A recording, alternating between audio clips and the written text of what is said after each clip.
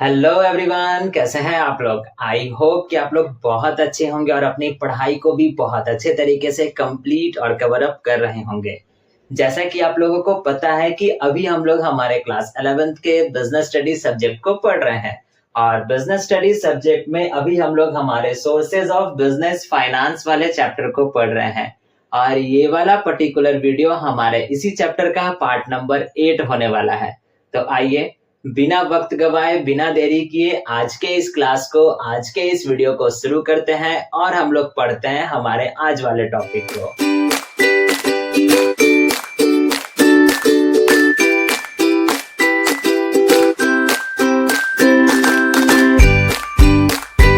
जैसा कि मैंने अभी आपको बताया कि आज के इस क्लास में हम लोग हमारे सोर्सेज ऑफ बिजनेस फाइनेंस वाले चैप्टर के पार्ट नंबर 8 को पढ़ेंगे।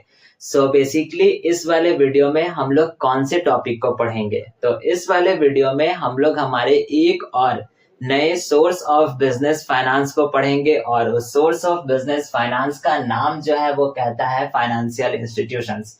यानी इस वाले वीडियो में हम लोग फाइनेंशियल इंस्टीट्यूशन वाले सोर्स ऑफ बिजनेस फाइनेंस को पढ़ेंगे और समझेंगे। तो आइए समझते हैं कि आखिरकार फाइनेंशियल इंस्टीट्यूशन कहते किसको हैं। देखिए लिखता है क्या, कहता है financial institutions are also known as development banks. यानी इन फाइनेंशियल इंस्टीट्यूशंस को हम लोग डेवलपमेंट बैंक्स के नाम से भी जानते हैं। और इस वाले पॉइंट को आप टिक आउट कर लीजिएगा और अच्छे तरीके से अपने दिमाग में फिट कर लीजिएगा, क्योंकि इस वाले पॉइंट से क्वेश्चन आपके एग्जाम में 110% पूछे ही पूछे जाएंगे। जो क्वेश्चन होगा वो कुछ इस तरीके से होगा कि आखिरकार फाइनेंशियल इंस्टीट्यूशंस जो है जिनको हम लोग और किस नाम से जानते हैं, या फिर फाइनेंशियल इंस्टीट्यूशन का दूसरा नाम क्या है। तो फाइनेंशियल इंस्टीट्यूशन को हम लोग डेवलपमेंट बैंक्स के नाम से भी जानते हैं। दूसरा पॉइंट जो है जो कहता है क्या, they are major source of long term and medium term finance. यानी इन फाइनेंशियल इंस्टीट्यूशंस वालों के द्वारा लॉन्ग टर्म और मीडियम टर्म फाइनेंस की फैसिलिटीज जो है वो प्रोवाइड की जाती है। ठीक। तीसरा हमारा कहता है they are established by central and state government. यानी इन फाइनेंशियल इंस्टीट्यूशंस की स्थापना या इसको स्थापित किसके द्वारा किया जाता है, तो इन फाइनेंशियल इंस्टीट्यूशंस को स्थापित किया जाता है सेंट्रल गवर्नमेंट और स्टेट गवर्नमेंट के द्वारा। अब सेंट्रल और स्टेट गवर्नमेंट क्यों इन फाइनेंशियल इंस्टीट्यूशन को स्थापित करते हैं, तो इसका रीजन भी यहाँ पर लिखा है, टू प्रमोट इंडस्ट्रियल डेवलपमेंट। ठीक। लास्ट वाला हमारा पॉइंट है जो कहता है दीज आर स्पेशलाइज्ड ऑर्गेनाइजेशंस। यानी ये फाइनेंशियल इंस्टीट्यूशंस जो होते हैं वो एक प्रकार के स्पेशलाइज्ड ऑर्गेनाइजेशंस होते हैं। और इन स्पेशलाइज्ड ऑर्गेनाइजेशन और साथ साथ यहाँ पर कहता क्या है कि फाइनेंशियल इंस्टीट्यूशंस के अंदर में आने वाले कौन कौन से इंस्टीट्यूशंस हैं, तो कुछ यहाँ पर एग्जांपल्स लिखा है। जैसे यहाँ पर कहता है IDBI, IFCI, ICICI और SFCs। यानी ये ऐसे इंस्टीट्यूशंस है जो हमारे पास इस फाइनेंशियल इंस्टीट्यूशन के अंदर में आते हैं। तो ये तो बातें हो गई कि आखिरकार फाइनेंशियल इंस्टीट्यूशन है क्या। अब हम लोग बात करते हैं कि आखिरकार फाइनेंशियल इंस्टीट्यूशन काम कैसे करती है। तो अब तक आप लोगों को समझ में आ गया होगा कि जितने भी हमारे पास सोर्सेज ऑफ बिजनेस फाइनेंस हैं उनका बस एक ही काम है, हमारे बिजनेस को या हमारे कंपनी को फंड प्रोवाइड कराना। तो वैसे ही इसका भी वही काम होगा। ये फाइनेंशियल इंस्टीट्यूशंस भी जो होते हैं वो हमारी कंपनी को या एक बिजनेस को बिजनेस यानी मनी प्रोवाइड करवाते हैं या फिर फंड प्रोवाइड करवाते हैं। लेकिन ये फंड प्रोवाइड करवाने के साथ साथ एक और काम करते हैं, और वो कौन सा काम करते हैं, ये लोग जो होते हैं वो टेक्निकल एडवाइस भी देते हैं किसी एक बिजनेस ऑर्गेनाइजेशन को या किसी एक कंपनी को। तो यानी हम यहाँ पर लिख सकते हैं कि फाइनेंशियल इंस्टीट्यूशंस जो होती है वो पैसे यानी फंड देने के साथ साथ टेक्निकल एडवाइस भी देती है। ठीक। अब हम लोग पढ़ते हैं कि इस फाइनेंशियल इंस्टीट्यूशंस के कौन कौन से मेरिट्स होते हैं। तो मेरिट नंबर 1 है जो यहाँ पर कहता है they provide funds for a long duration. यानी इनके द्वारा जो फंड्स तो दिए जाते हैं वो लंबे समय के लिए दिए जाते हैं। और वो जो ड्यूरेशन जो होता है वो कितने समय का होता है, तो वो जो ड्यूरेशन होता है वो 5 से लेकर कर 20 साल तक का होता है। और ये एक ऐसा ड्यूरेशन है जो कि बहुत परफेक्ट समय होता है, बहुत परफेक्ट ड्यूरेशन होता है किसी भी एक बड़े प्रोजेक्ट के लिए। तो ये एक बहुत बड़ा फायदा बनकर कर सामने आता है किसी भी एक कंपनी के लिए।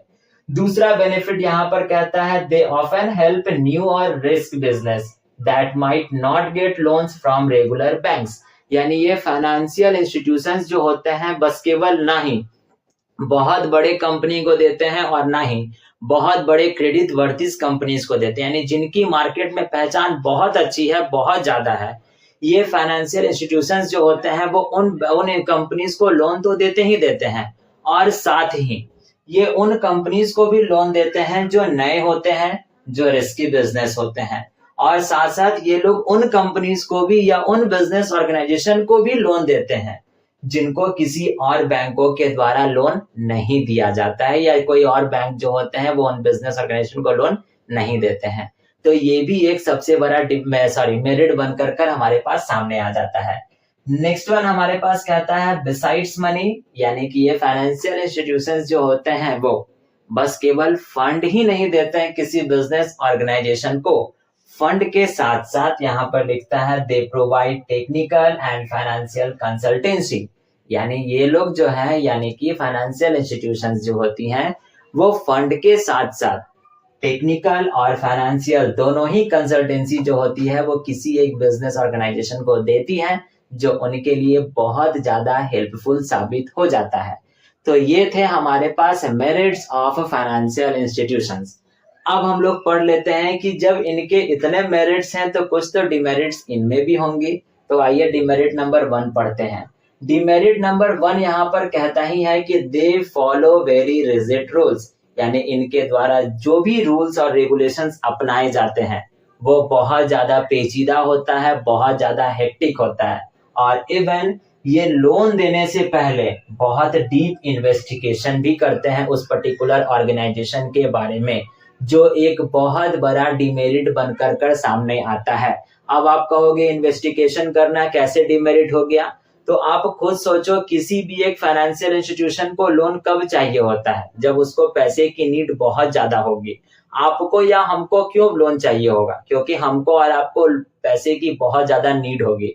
अब उस नीड के समय अगर हम सामने वाले व्यक्ति के पास जाएंगे और लोन मांगेंगे तो वो व्यक्ति कहेगा कि रुक जाओ, हम 1 महीना या 15 दिन रुक जाओ, हम तुम्हारे बारे में क्या, तुम्हारे पूरे इतिहास यानी तुम्हारे पूरे खानदान के बारे में हम पता करेंगे, तभी तुमको लोन देंगे।